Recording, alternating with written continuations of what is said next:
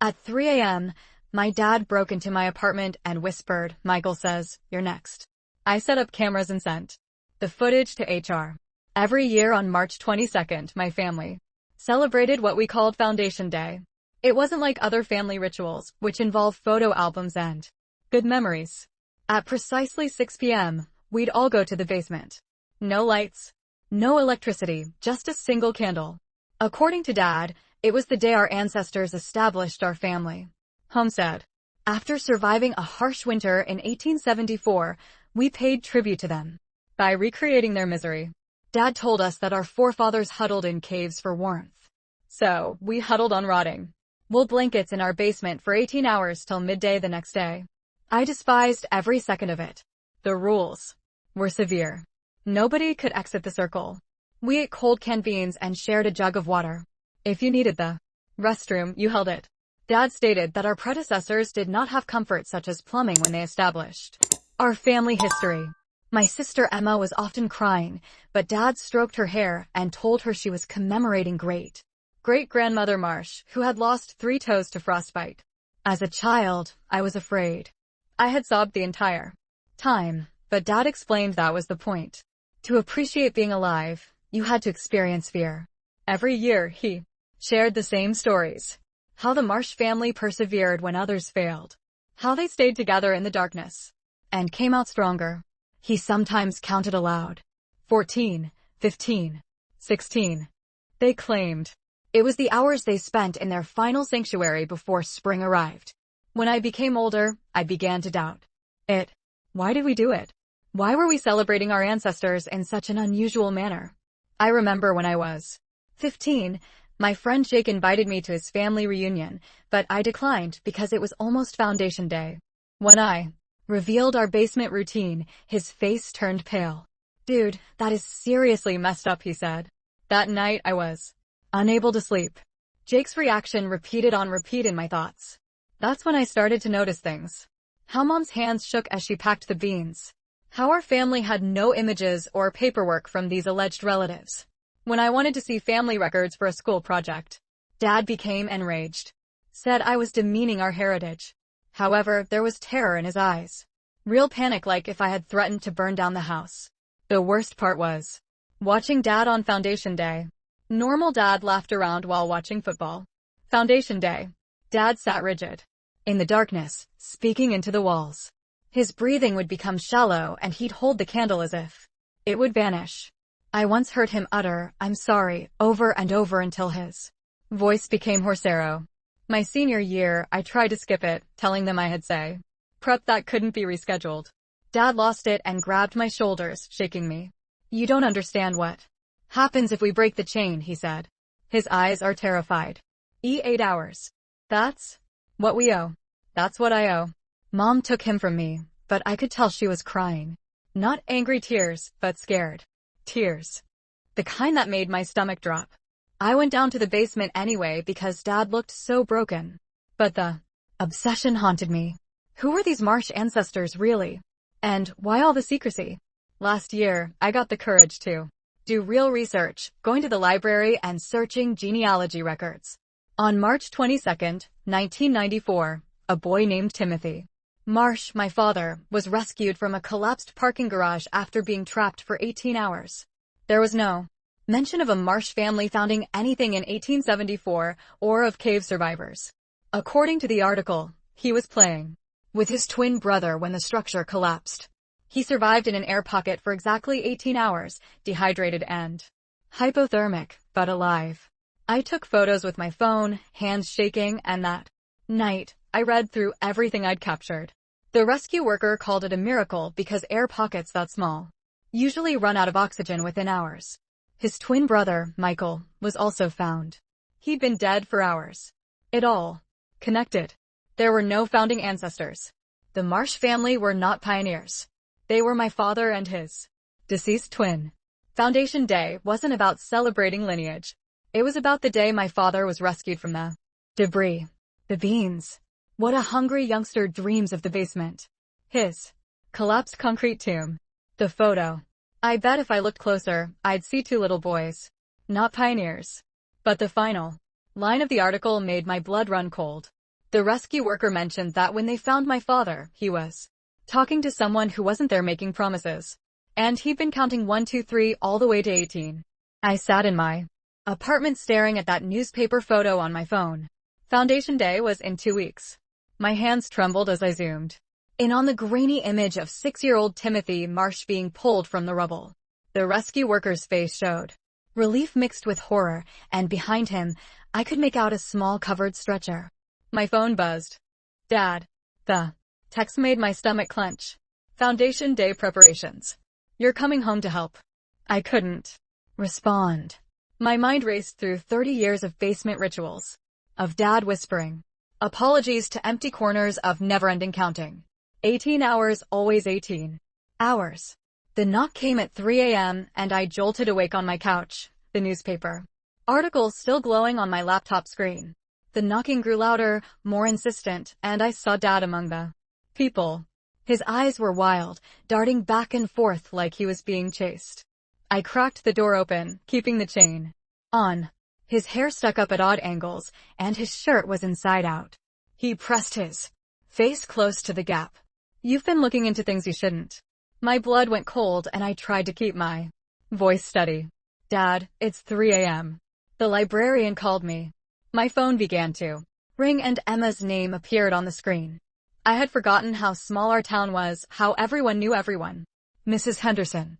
We went to high school together, said you were in there looking at old newspapers and asking about the Marsh family. At 3:15 a.m., Dad's gaze was drawn to the phone. I answered it with trembling hands. Emma was crying, her words coming out in hiccups. Dad had arrived at her apartment 20 minutes earlier, knocking on her door, demanding to know if I'd spoken with her about family business. Her roommate had threatened to contact the police before leaving. Emma, I'm so sorry, I managed to say while Dad stared through the door crack. What's going on? She sobbed harder. He kept asking about Foundation Day and if you'd said anything about changing things. He looked insane. Dad pushed harder on the door. Let me in. We need to communicate as a family. After I calmed Emma down and promised to call her in the morning, Dad eventually departed, but something felt off. I strolled through my apartment, checking windows and closets, and nothing seemed out of place until I reached for my keys. On the kitchen counter. They weren't where I'd left them. They were on the coffee table right next to my laptop. The newspaper photo was gone from my phone, not just closed, but completely erased from my photo library. My laptop's browsing history had been cleared. Of course, he had a key. When I moved in 2 years ago, he insisted on having one for emergencies. At 6 a.m., my mother texted me, please come home. Your father hasn't slept in 3 days. He keeps talking about protecting the family. I'm scared. I drove home in a daze. The house looked normal from the outside. Same faded blue siding, same crooked mailbox. But Dad's car was parked at an angle across the lawn as if he'd been in too much of a hurry to use the driveway. I found him in the basement where he sat in the exact spot where we always did Foundation Day, cross-legged on the moldy blankets. In broad daylight, I could see things I'd never noticed during our candle-lit rituals. Scratch marks on the concrete walls, dozens of tally marks carved into the floor, all in groups of 18. He was talking to the corner, his voice gentle and urgent. I know, but they're trying to stop it. They don't understand what I promised, Dad. He turned slowly, his face lighting up with an expression that made my skin crawl. Relief. Michael. Ads, you're going to wreck everything. The name hit me like a physical blow. Michael, his twin brother, dead for 30 years, but apparently still holding conversations in our basement. Mom appeared at the top of the stairs, gesturing frantically for me to come up. I backed away slowly, not wanting to turn my back on Dad. He'd already returned to his conversation with the corner. In the kitchen, Mom's hands shook as she poured coffee. Dark circles surrounded her eyes. She looked like she had aged 5 years in the week since I'd last seen her. How long has he been like this? I asked, looking toward the basement door.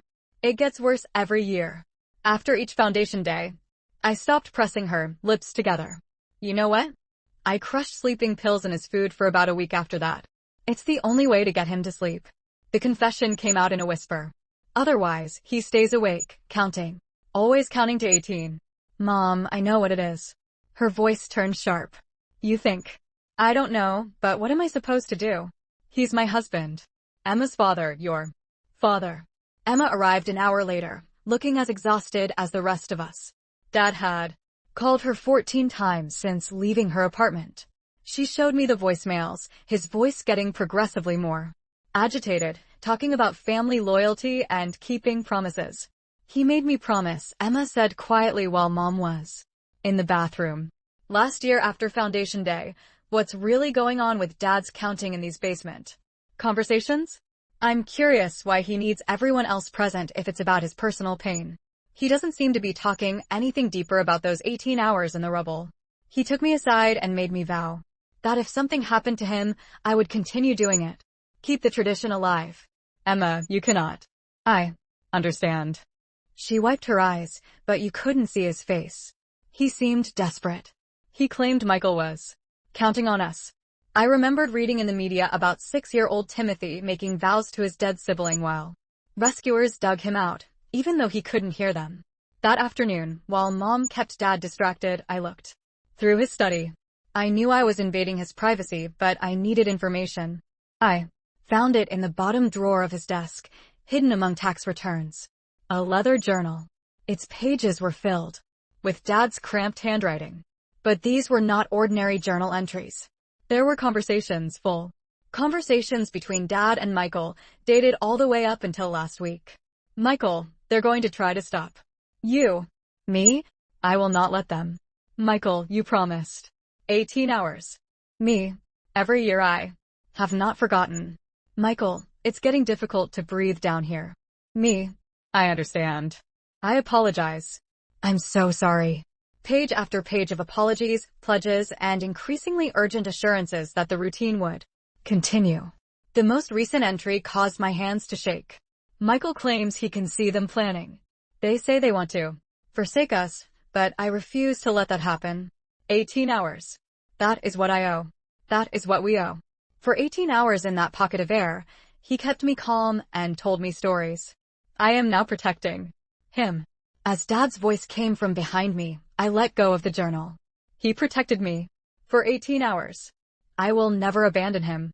He stood at the doorway, quiet. The wild expression had disappeared, replaced by something worse. Absolute assurance.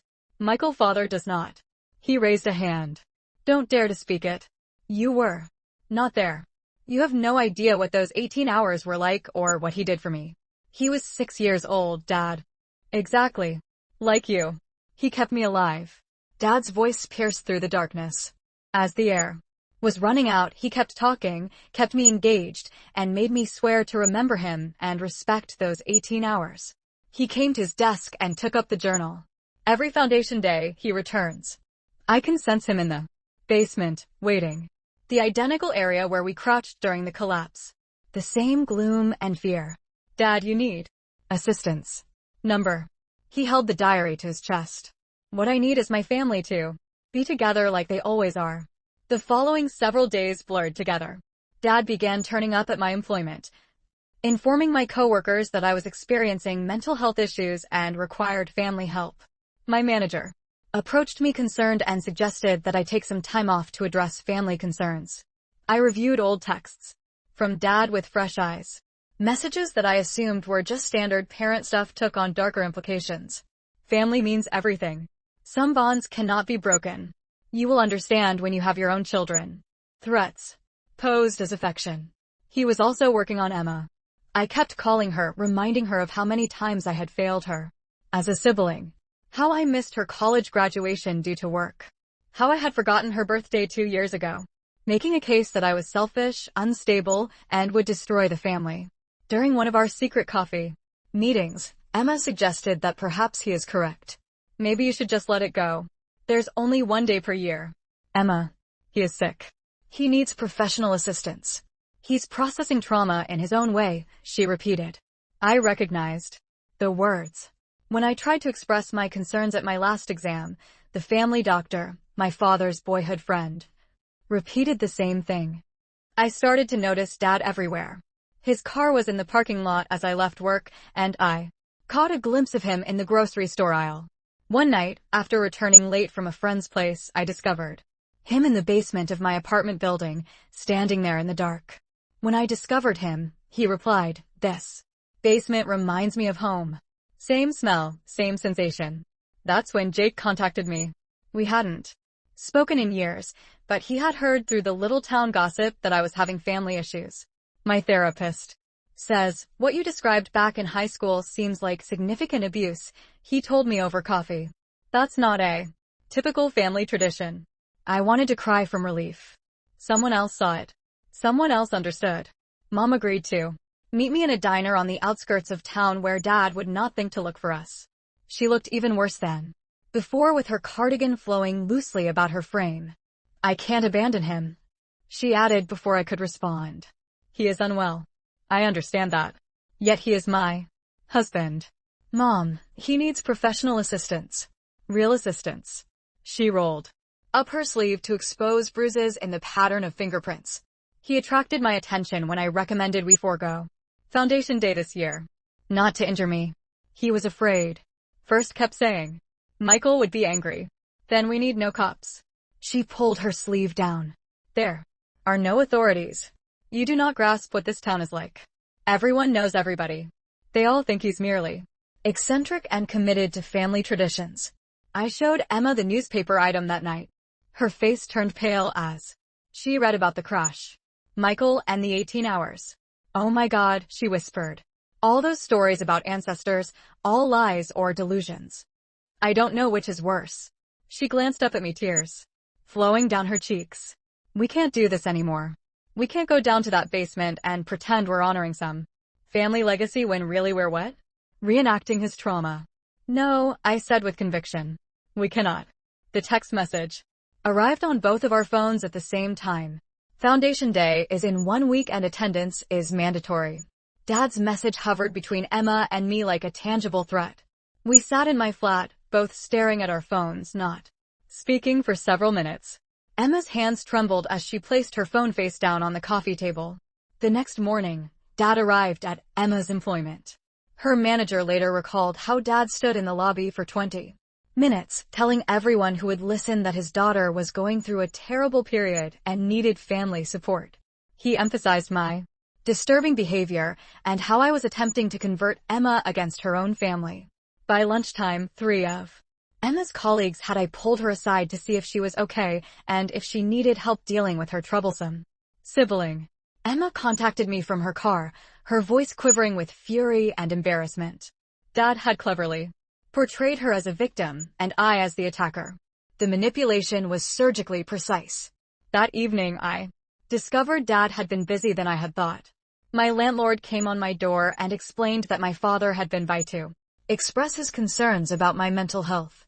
Dad had helpfully suggested that the landlord keep an eye on me and check in more frequently. The landlord, a nice elderly man who had known Dad for years, assured he would. I recognized the pattern in the psychology textbooks I'd been hurriedly reading. Isolation, denigrating, and crafting a narrative in which I was the problem, not him. Classic manipulative tactics used by someone desperate to keep control. Mom's sister called me the next day. She'd heard Dad counting under his breath throughout Sunday supper, his lips moving discreetly as he cut the roast. 14, 15, 16, 17, 18. Over and over. When she inquired whether he was okay, he shouted at her with venom, causing her husband to stand up from the table. The building location where the parking structure fell was roughly 40 minutes from our home. I drove there on Tuesday morning, determined to see where it all began. A strip mall stood there now, ordinary and boring. But in the back corner of the parking lot, I saw a modest memorial plaque that I had never knew existed. In memory of those who perished in the Riverside parking garage collapse on March 22, 1994, Michael Marsh's name appeared third on the list. As I stood there, my phone vibrated.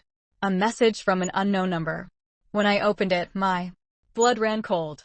It was a photograph of me standing at the memorial shot from around 50 feet away. The message below said, "Dad thought you might come here." I looked around the parking lot but saw no one. Another text arrived. This time, It was a snapshot from my recent Google searches on trauma, PTSD, and involuntary commitment protocols. My laptop. Dad still had access to my apartment. Even if I replaced my locks that afternoon, the harm had already been done.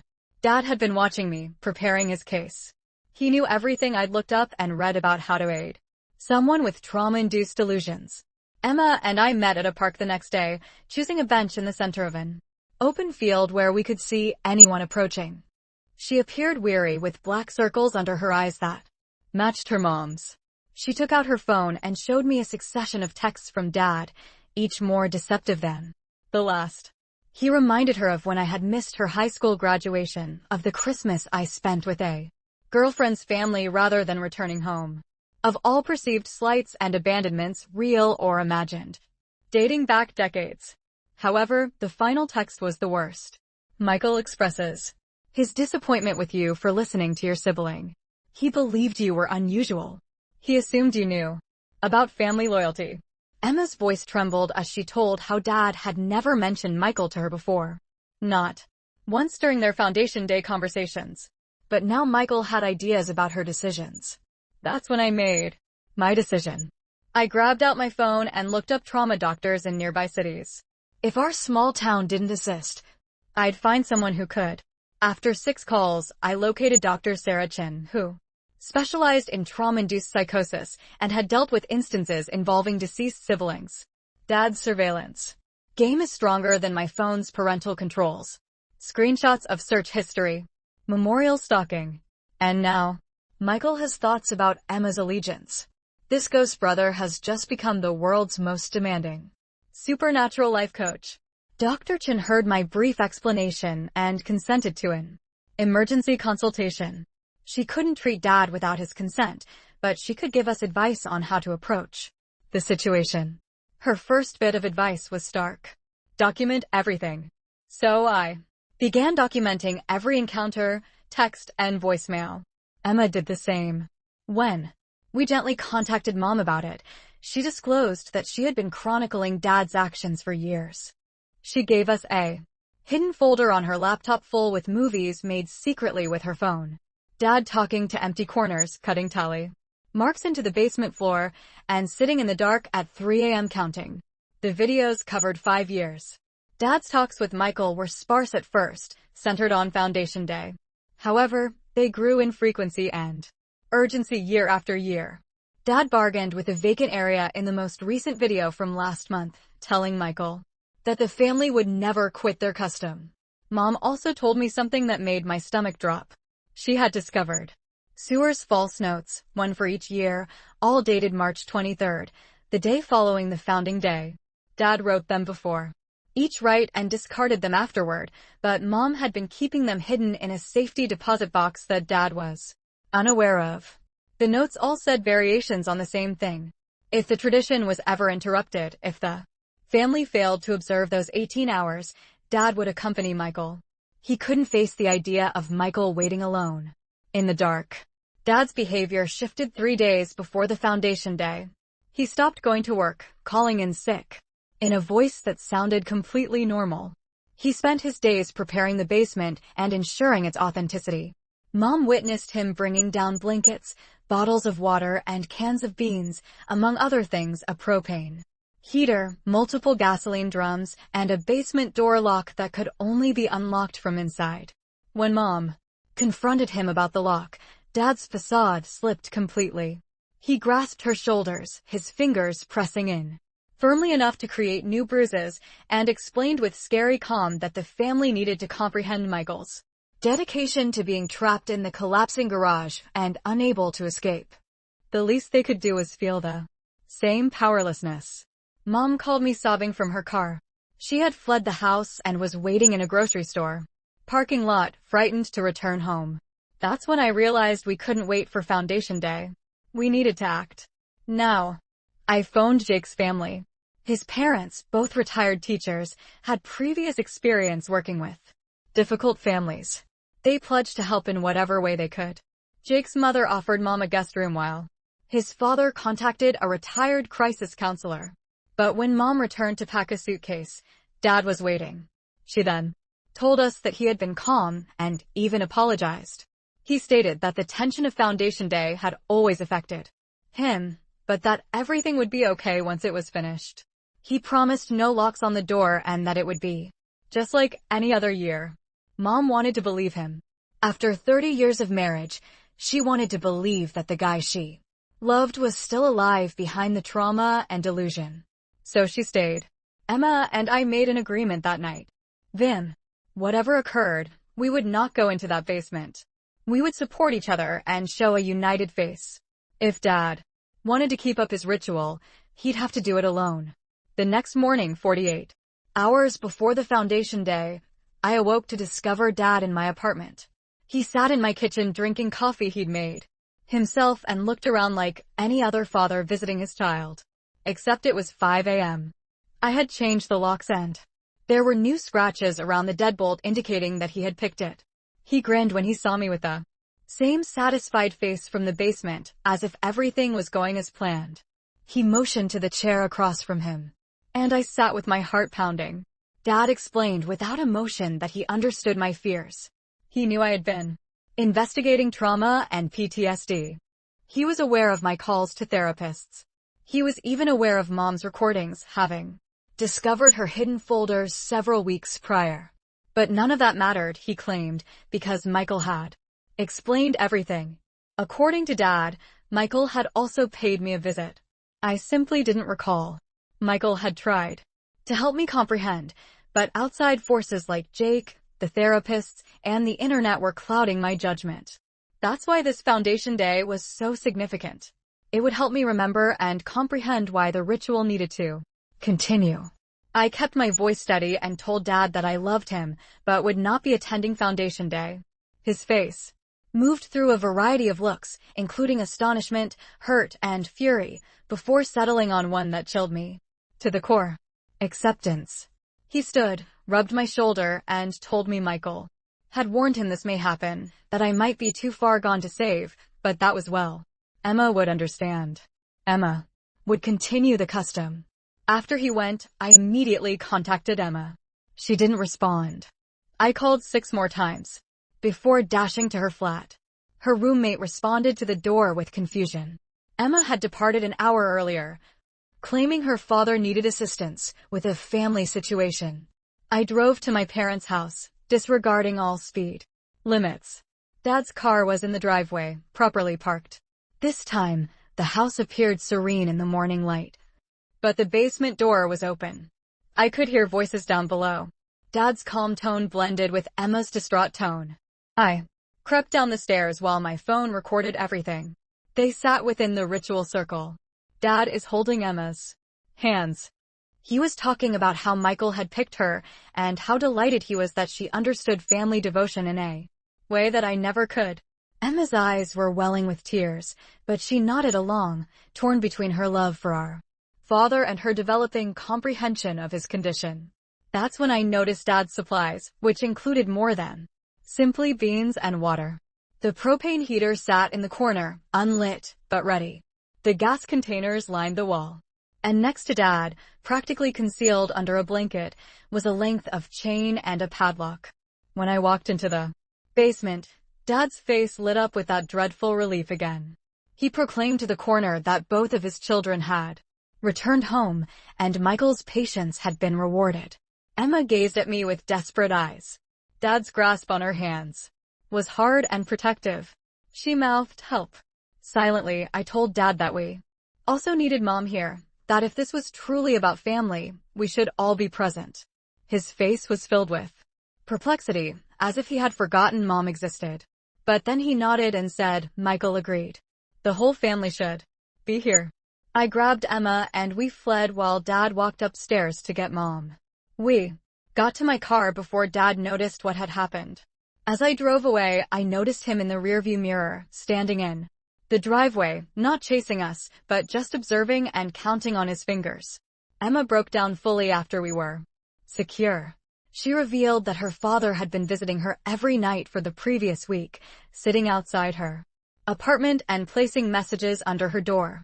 The notes contained exchanges between Michael and his father regarding Emma's crucial role in carrying on the tradition, and how she was the only one who truly understood. We drove to Jake's parents' home where Mom was already waiting. When Dad went to the basement, she ran, snatching the box of sewage, notes and movies as she went. We were in their living room, 3 generations of Marsh family members, finally agreeing to accept the reality. Dad was critically unwell and needed professional assistance.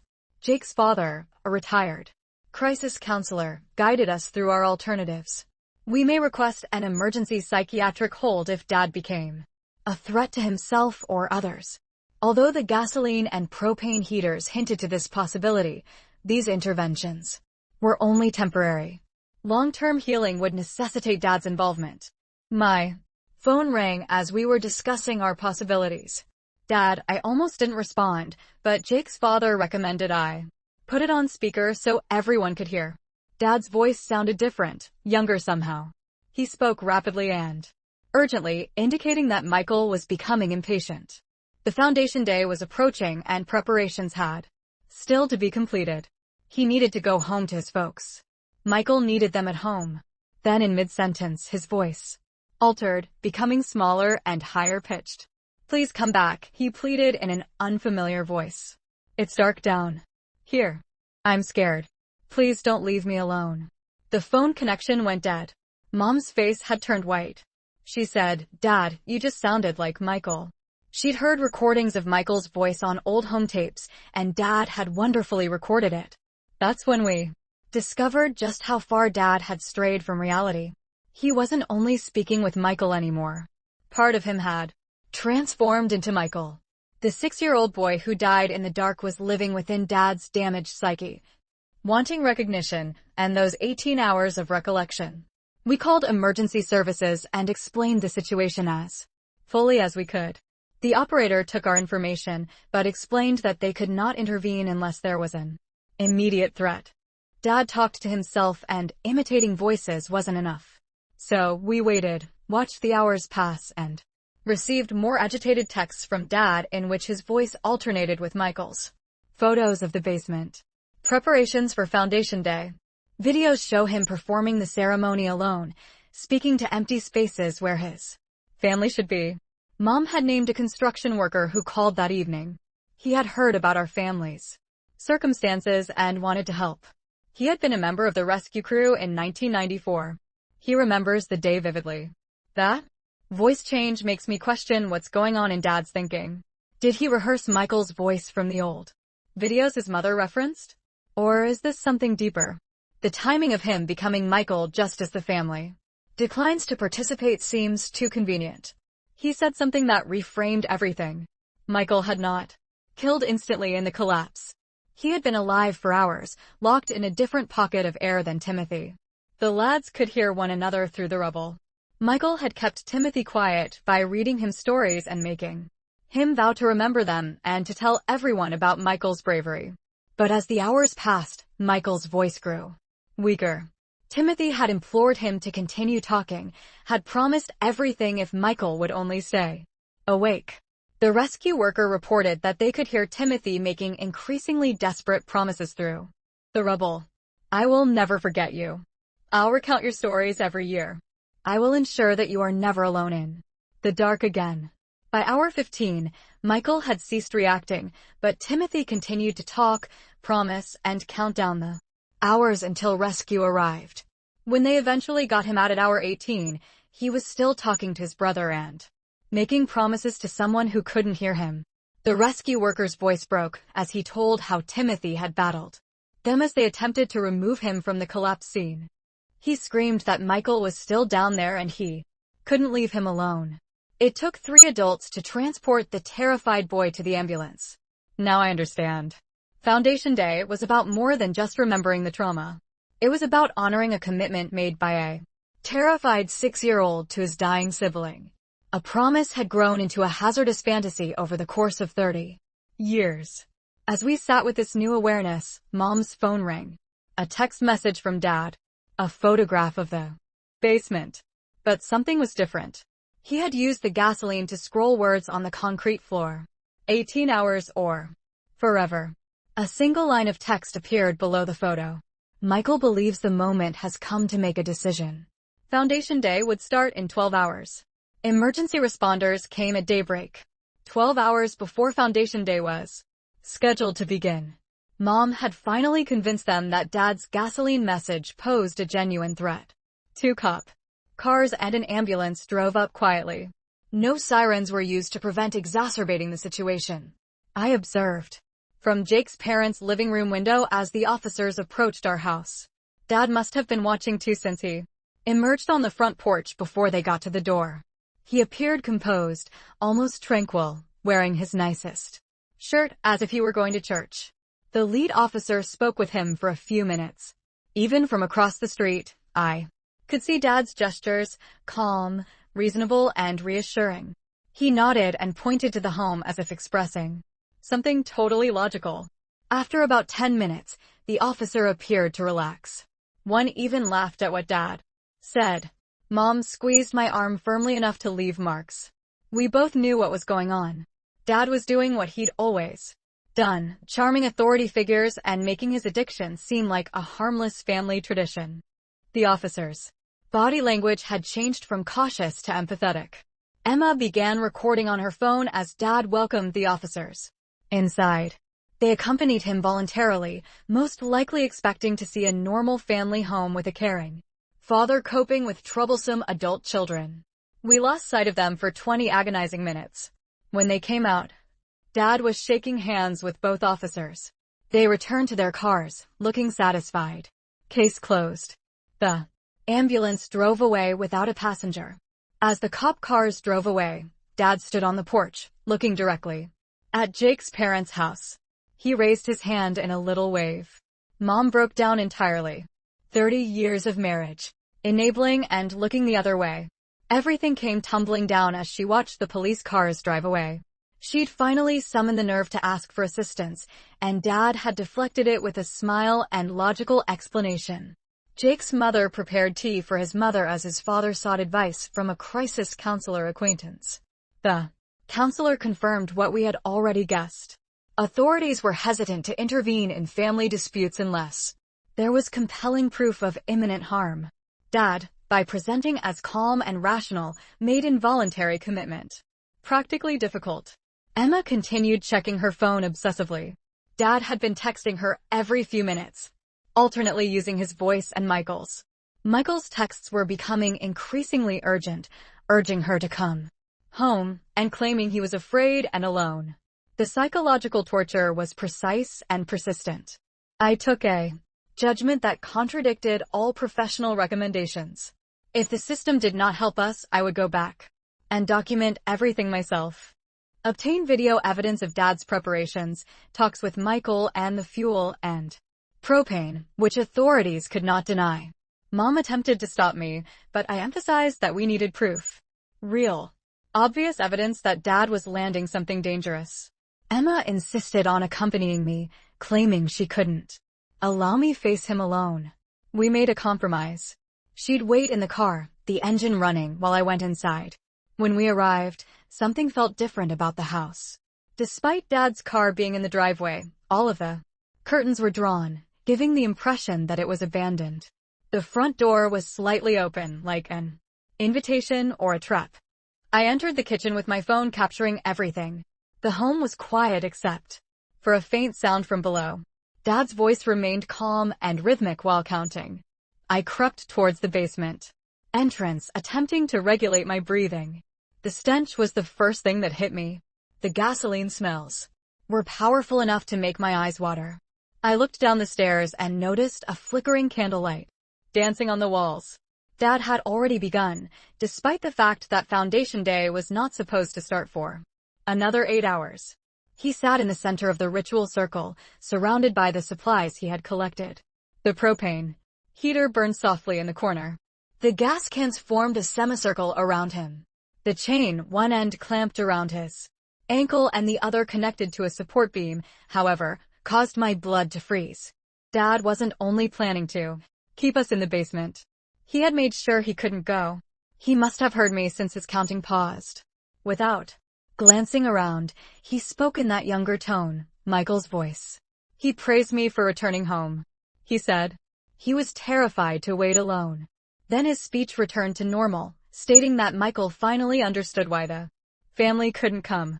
They were overly impacted by the outside world, but that was acceptable. He and Michael would do the ceremony jointly. I tried to reason with him, saying that Mom and Emma were concerned because we all loved him and wanted to help. Dad laughed warmly, not cruelly. He claimed he knew we loved him. And he loved us back. That was why he was doing this, to uphold his pledge and ensure Michael was never abandoned. Again. The math was simple, he explained. 30 years of 18 hours per year. It was 540 hours he had given Michael. But that wasn't enough. It would never be enough. Michael had spent his final hours soothing Timothy, telling him stories, and dying slowly in the dark so that his brother may live. The loan could never be paid unless Dad put up the key to his ankle chain. He explained that he would wait the entire 18 hours as usual. But this time after it was over, he had a choice. Unlock the chain to repeat the cycle the following year or drop the key down the old heating grate where no one can get it. Stay with Michael forever. Finally rebalance the scales. I asked him to come upstairs and speak with Dr. Chen to try medication, therapy, or anything else. Dad's response chilled me. He stated he had tried treatment years ago when I was younger. The therapist had advised him to let Michael go and absorb his grief, but letting go entailed breaching his promise.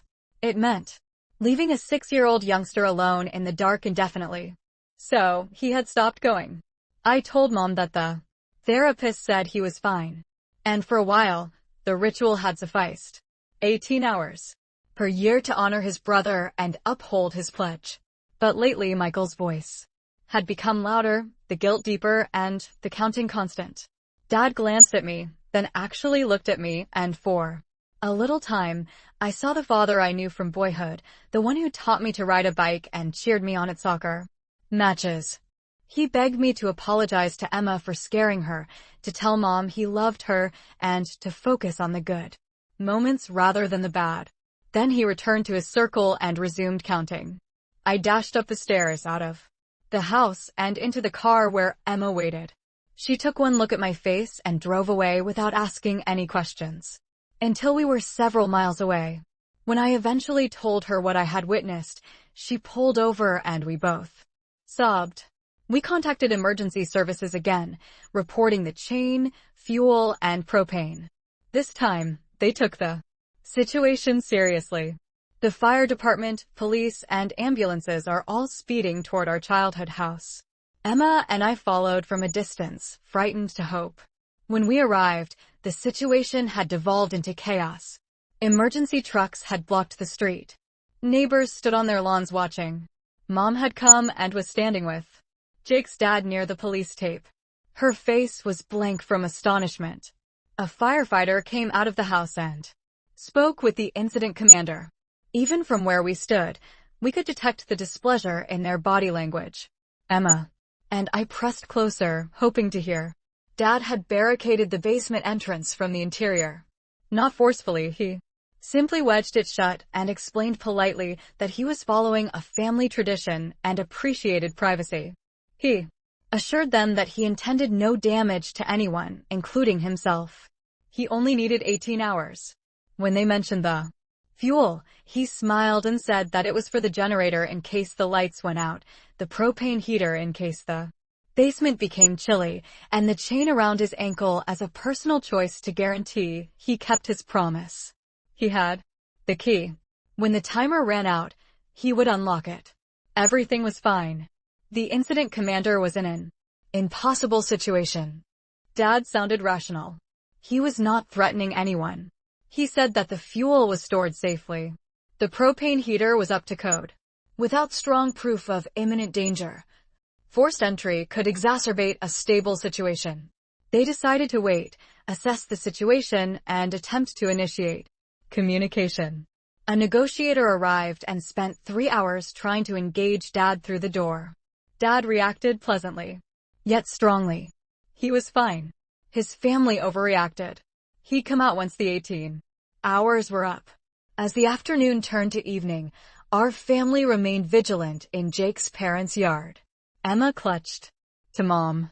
Both were tired from terror and despair. I watched the home, calculating the hours like Dad had instructed us. 6 o'clock came and went. The official commencement of Foundation Day is approximately 8. Smoke began to leak from the basement windows. The firefighters raced in, axes bursting down the door that had been securely jammed shut.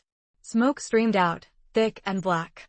We could hear shouts, the crash of machinery, the hiss of water meeting fire. They took Dad out on a stretcher, unconscious but breathing from smoke inhalation. The propane heater had malfunctioned, but no one knew whether this was by accident or purpose. The fire had spread to the stored gasoline, forming a noxious cloud that would have summoned him if firefighters hadn't broken through. Dad was in and out of consciousness at the hospital for several days. When he finally awoke, he appeared perplexed. He begged for Michael, but stopped himself and asked for Mom instead. The experts stated that oxygen deprivation can impair memory, personality, and behavior. Only time would tell how much harm had been caused. But something had changed. Dad's eyes lacked assurance. He stared at us, as if he could see well for the first time in years. When Emma gingerly grabbed his hand, he gripped back and mumbled an apology that crushed our hearts. The psychiatric assessment was required following the occurrence. Dr. Chen talked with a hospital psychiatrist and shared our documentation, films, and 30-year pattern. Dad did not oppose it. He sat through the classes, answered questions, and completed assessments. The diagnosis was difficult. PTSD, difficult bereavement, and dissociation episodes caused by survivor guilt. Long-term intensive therapy, drug trials, and possibly inpatient care would be the treatment options. Dad agreed to everything with tiredness, as if the struggle had finally left him, or Michael's voice had finally quieted. The house was uninhabitable. Smoke and water damage have completely wrecked the basement and first story. Mom stayed with Jake's parents while insurance was straightened out. Emma returned to her apartment and called her mother every night. I returned to work, evading worried queries from coworkers who had heard different versions of the story. 6 months later, Dad was stable enough for supervised visits. We met at a neutral spot, a therapist's office constructed specifically for family sessions. Dad appeared older but clearer, as if fog had dissipated from his features. He spoke cautiously, acknowledging the suffering he had inflicted while avoiding the cycle of guilt that had held him captive for so long.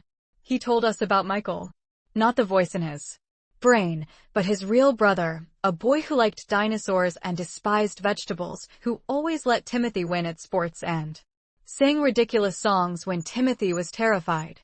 For the first time in 30 years, Dad remembered Michael as he truly was, not as a burden of obligation and guilt. Dad claimed to have visited the warehouse at the collapse site, but not to maintain a shrine.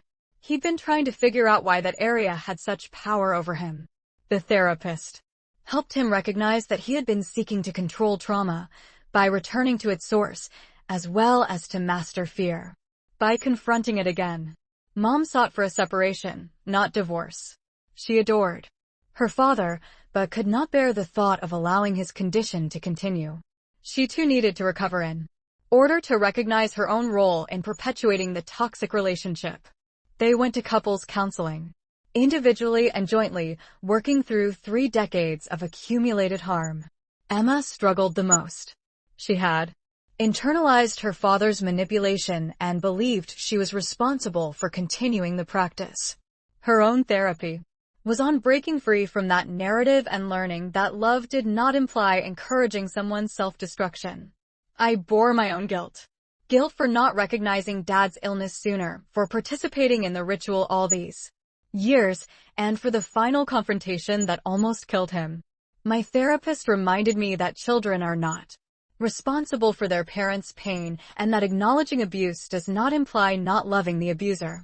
The next year on March 22nd, Foundation Day was celebrated again. Dad was in a residential treatment facility, undergoing exposure therapy with qualified professionals. Mom was taking pottery classes to reconnect with herself after decades of dealing with her father's illness. Emma had begun seeing a man who was aware of our family background but still loved her. I spent the day normally going to work, having lunch with a coworker and watching a movie that evening, but at 6 o'clock I lit a candle. Not for 18 hours, not in a cellar, but a moment of recognition for two boys who had been subjected to unspeakable horror, and for the family now working to heal from the aftermath. The flame flickered in my apartment window as I thought about cycles, breaking them, pledges that bind, and love that sometimes means letting go, the distinction between appreciating the past and becoming trapped by it. After a few minutes, I blew out the candle and began preparing dinner. Life continued. Imperfect, but moving forward. The Marsh family custom had finally come to an end, replaced by something harder but healthier. The continual process of recuperation. Dad called that evening from the treatment center. Brief check-ins were part of his treatment. He seemed exhausted but engaged, asking about my day and sharing a modest breakthrough from the group session. Neither of us mentioned the day. We did not need to. The date had lost its hold on us, becoming merely another square on the calendar. After we hung up, I sat in the growing darkness of my flat, not counting the hours or making promises to spirits, simply breathing, living, and allowing me to be free from the foundation of hereditary trauma. It was not a dramatic conclusion. There is no smooth resolution or flawless healing. Just a family learning slowly and imperfectly how to live with their past, without being defined by it. The actual job was only beginning. Hello everyone, this is Mini Fable Fever. Thanks for watching. If you like my videos, keep support and click on subscribe button to follow my channel. Meet in next beautiful video.